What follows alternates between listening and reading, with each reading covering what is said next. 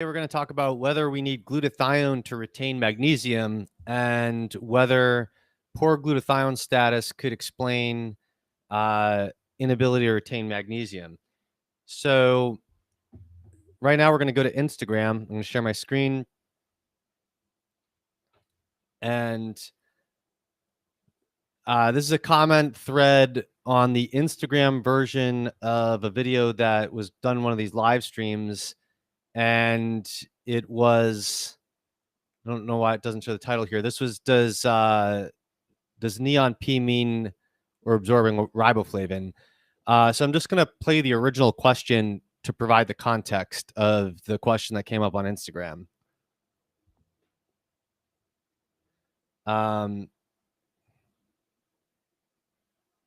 Actually, hopefully you guys can hear this. Causing your pee to be bright neon yellow, /support, which will, on the video, riboflavin supplements free B2 is better than FMN or riboflavin 5-phosphate. Bravo asks, if I'm pissing out bright orange pee, I'm absorbing it, am I not? And so that's the question that I'm getting. All right, so the question is, if I'm peeing out bright orange pee, does that mean I'm absorbing riboflavin? And Mami Chula says, is it possible that her glutathione production is low and this is why she's having a hard time retaining adequate magnesium? I'm not sure if I mentioned that video.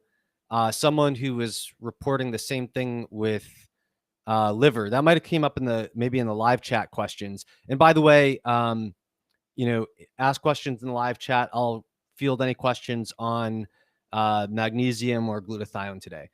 So anyway, basically the question is, if someone's not retaining riboflavin, and this I think would probably be best explained in someone who had asked, I think in that chat had asked, this happens to me whenever I eat liver. And so one of the points that I had made was that the amount of riboflavin in liver is good, but it's not good enough that it should turn your pee yellow unless you have a serious problem retaining it. And so I think Mami Chula might be asking about that person.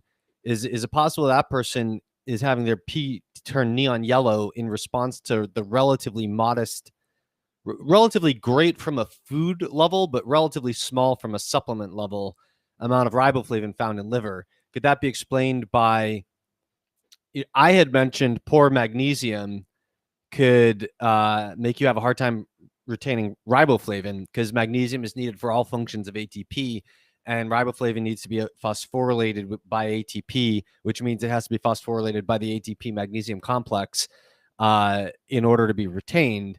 And so I think this person's adding another layer of reasoning on there. Could this person have poor glutathione status and thus have a hard time maintaining adequate magnesium? So I said, why would low glutathione prevent the retention of magnesium, and why do you think her glutathione's low? And then, so I don't think she's commenting on why this person might have poor glutathione status. I guess that could, or may or may not be the case, and we don't really have any evidence on it. But she said, but regarding the question of why poor glutathione status would cause poor retention of magnesium, she says because magnesium is tightly related to reduced glutathione status, and improving magnesium status in hypomagnesic patients, hypomagnesiemic patients, is difficult when glutathione status is not addressed. And then she cites this and then gives, then goes on to say, in the study I mentioned above, investigations of hypertensive subjects revealed a direct interaction with glutathione both in vivo and in vitro to enhance intracellular magnesium, and clinical linkage between cellular magnesium, the GSH to GSSG ratio, which is a ratio of reduced glutathione to oxidized glutathione disulfide, which you could think of as an index of how well glutathione is being recycled relative to how much it's being used in demand to protect against oxidative stress. So when GSH to GSSG is high, that's good glutathione status. When GSH to GSSG is low, that's poor glutathione status, driven by a lot of oxidation and not enough recycling to keep up with the demand. So anyway, she says, they revealed an interaction of glutathione both in vivo and in vitro to enhance intracellular magnesium and clinical linkage between cellular magnesium GSH to GSSG ratios and glucose metabolism, and then gives this.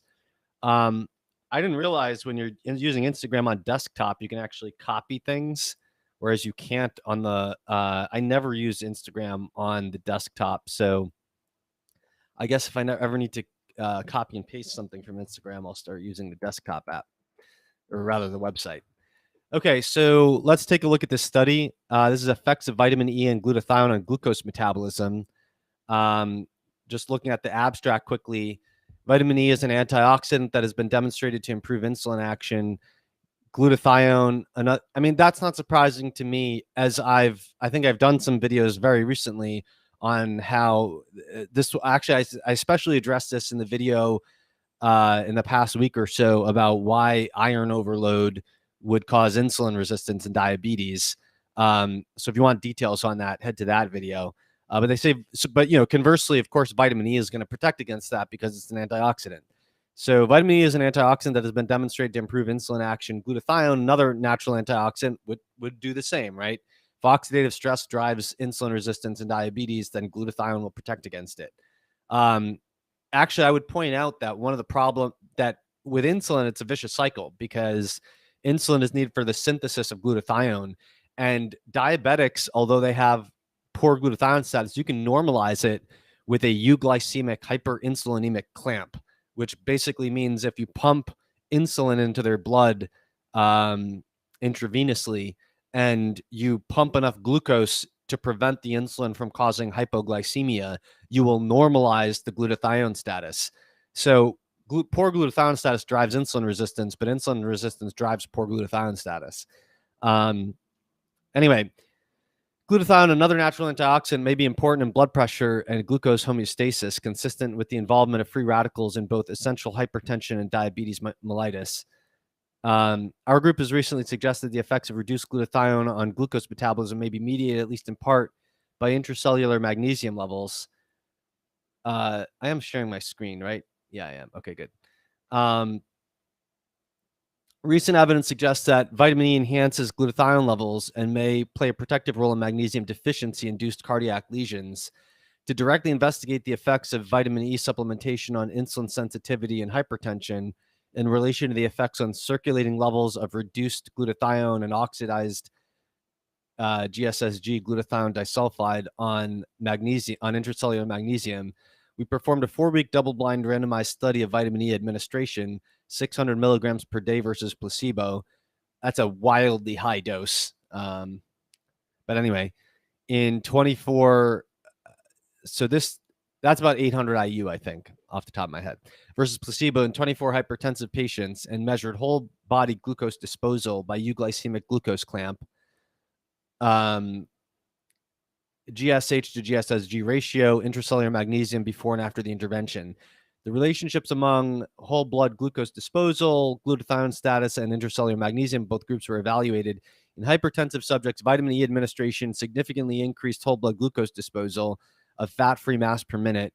Glutathione reduced to oxidized ratio, and intracellular magnesium. In basal conditions, whole blood glucose disposal was significantly related to both glutathione. So this is a very complicated study, but my first initial question would be, are they just increasing intracellular ATP?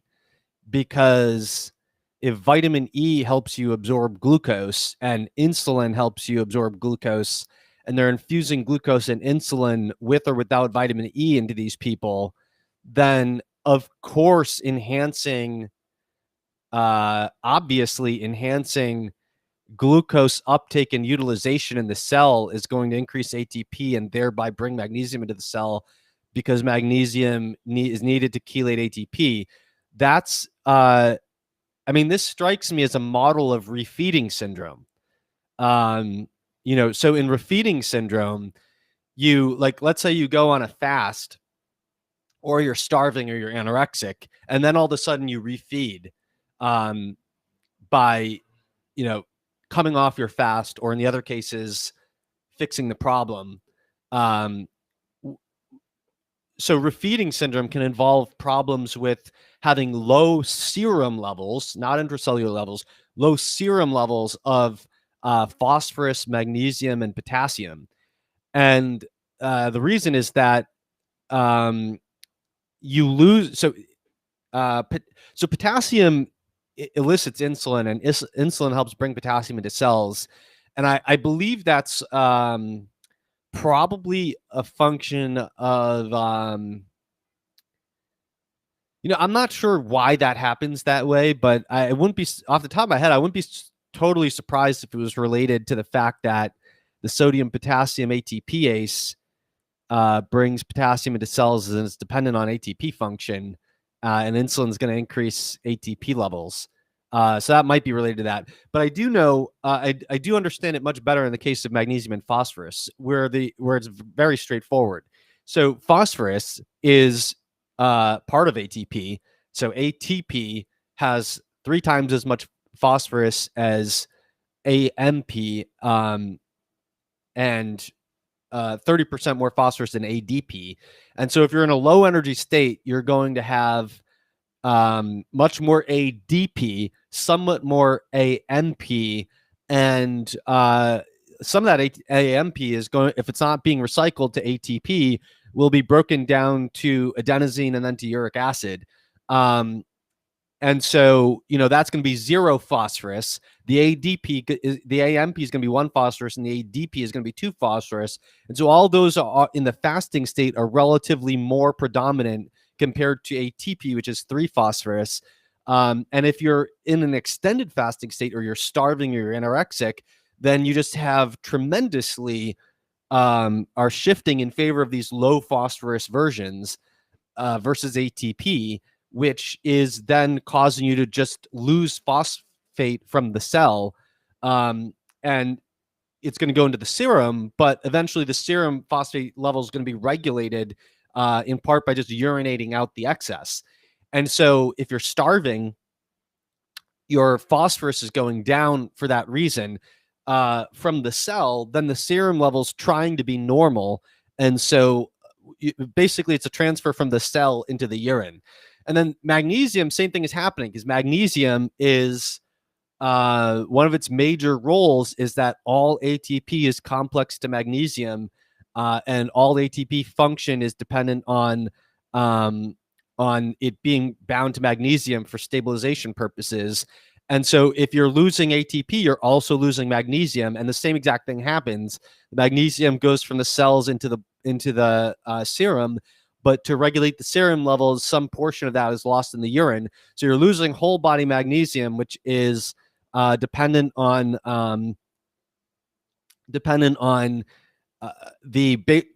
which is driven by the transfer from intracellular magnesium, intracellular phosphate, to urine magnesium, urine phosphate. And of course, once you urinate something out, it goes in the toilet, so it's gone. And so you're losing whole body magnesium and phosphorus. And then when you refeed, what happens is, because you lost it from your cells to the urine and the serum regulated itself, when you get all of a sudden this tremendous and so if you've been starving to death or anorexic, you're going to be very hypersensitive to insulin because you haven't had any, right? So all of a sudden you refeed too much too fast, and you get this huge bolus of insulin to which you are highly sensitive, which drives magnesium, potassium, and phosphorus into the cell. And then a lot of that is going to be proportionate to the degree to which you're building up glucose stores. Because if you're rebuilding glycogen, you're also trapping phosphorus. And if you're rebuilding ATP stores, you're trapping phosphorus there. And if you're rebuilding ATP stores, you're trapping magnesium into them. And then on top of that, if you're upregulating glycolysis, you're going to make more of the glycolytic enzymes that are dependent on the magnesium as well. So just from reading 2/3 of the abstract, this paper sounds like it's just mimicking refeeding syndrome, and using the vitamin E to create even more sensitivity to the insulin, which will drive magnesium into the cells. So anyway, they conclude, in basal conditions, whole body glucose disposal was significantly related to both glutathione ratio and intracellular magnesium. These data show clinical link between vitamin E administration, cellular magnesium, glutathione ratio, and tissue glucose metabolism. So I'm not sure I'm even gonna. I'll take a real brief look at the figures, but I'm not sure I need to read any more. I think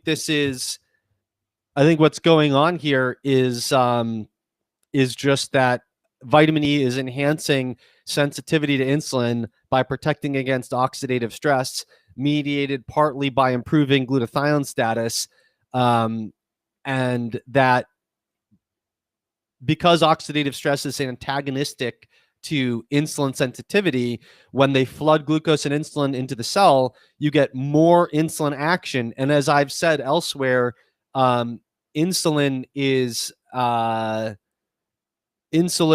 critical to bring magnesium into cells. So B6 is needed for reasons I'm not sure of, and salt and insulin are needed for magnesium transport for reasons that are pretty well established. So any questions in the live chat on magnesium, glutathione, or antioxidant status, I'll field for now. But before I get there, I'm just going to take a look at the figures to see if everything kind of lines up with what I'm thinking. So whole body glucose disposal was increased after the period of vitamin E administration, but was not in the placebo group. And this also looks pretty solid because you can see by the error bars, the variation is pretty low. And also there's no kind of regression in the mean effects here or anything, because the baseline and the before in the vitamin E group is almost identical to the before and after in the placebo group. And it's just elevated the vitamin E group. That looks like very nice, elegant, solid effects that I don't have any, questions about whether the statistics are misleading or anything like that.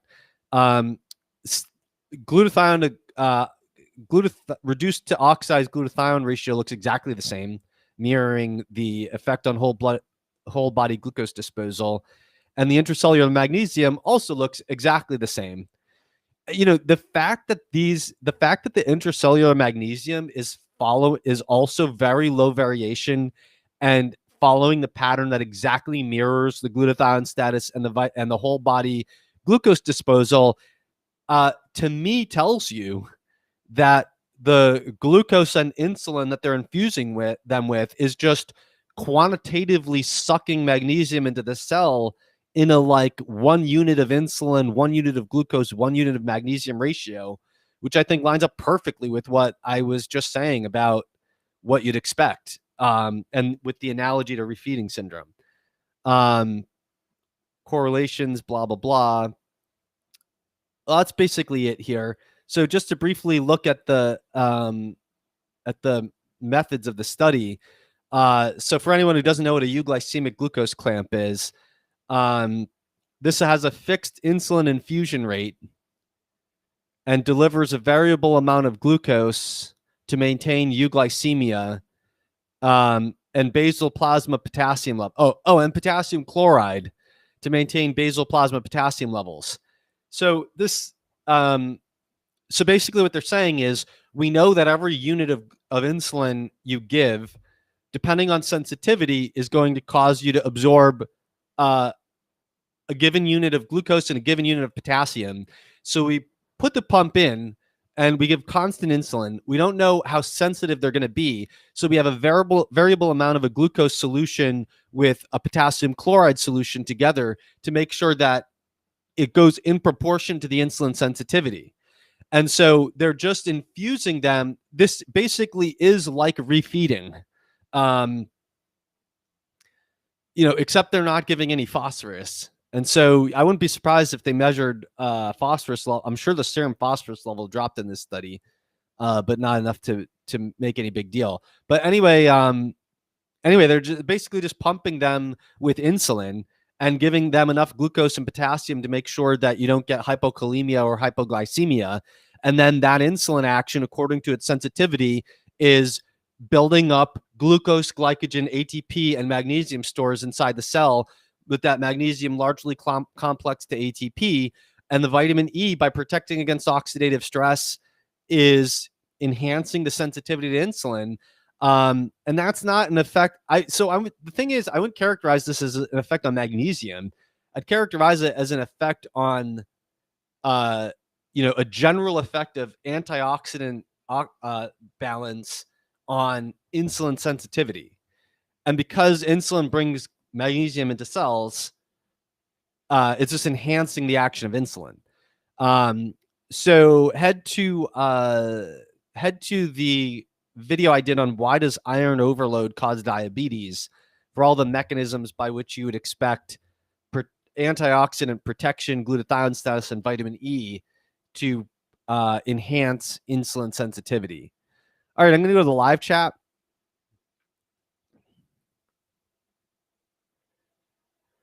So Bharat says, Bharat, I'm only taking questions related to magnesium and glutathione. So, well, you're the only question, so I'll just answer this real quickly, and then I got to go.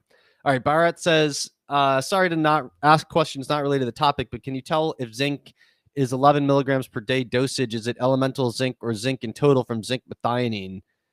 And if my supplement contains zinc 9 milligrams elemental with copper 1 milligram, should I take this or take only supplement with zinc in it?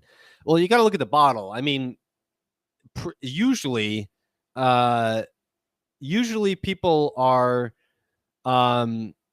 usually supplement companies list the elemental dosage of the thing, but if they list something like zinc 9 milligrams parentheses from 11 milligrams zinc methionine, I'm just totally making those numbers up, just pulling them out of what you said, then what they say next to zinc rather than next to the complex, or if it says elemental, then that's the amount of zinc there is.